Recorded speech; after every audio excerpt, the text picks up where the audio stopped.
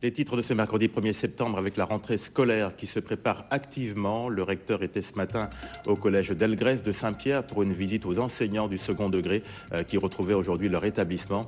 André Siganos qui est ce soir notre invité.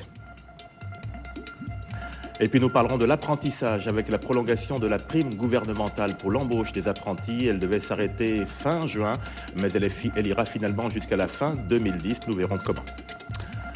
Enfin, le bilan de la saison touristique avec ce soir le cas des gîtes ruraux qui font plutôt grise mine cette année. La fréquentation est en baisse aussi bien en juillet qu'au mois d'août.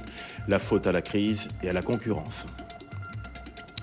Bonsoir et bienvenue dans ce journal. Mais tout d'abord, à Fort-de-France, la démolition du Typique Bellevue, cet ancien restaurant laissé à l'abandon depuis une vingtaine d'années.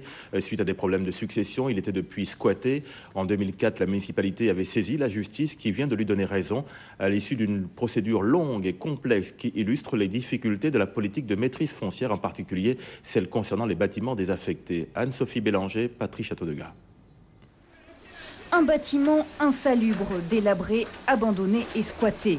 Difficile d'imaginer qu'il y a 25 ans, le Typique Bellevue faisait figure d'institution à Fort-de-France.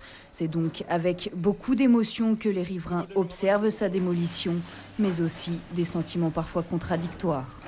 C'est une perte parce que c'est un bâtiment qui existe depuis près de 40 ans, sinon plus, et qui était d'ailleurs très connu. C'était un restaurant où les gens se rendaient, mais c'est également quelque chose de positif, malheureusement, parce que ce bâtiment était squatté. Il y avait également des problèmes d'hygiène. À coups de pelleteuse, on fait table rase du passé, car le Typique Bellevue, c'est aussi un triste symbole, celui des centaines de propriétés laissées à l'abandon suite à des problèmes de succession, une source de nuisance, mais pas seulement. Ces bâtiments sont porteurs d'un enjeu plus complexe, celui de la maîtrise foncière.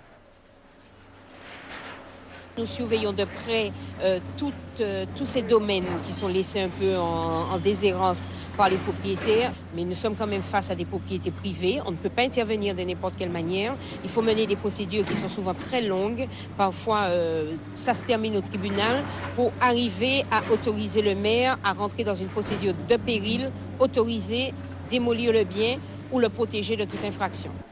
Il aura fallu près de 6 ans pour que la justice statue sur le sort du Typique Bellevue. Personne ne sait encore ce qui renaîtra de ses cendres, mais aujourd'hui, enfin, on peut penser à reconstruire les fondations de l'avenir.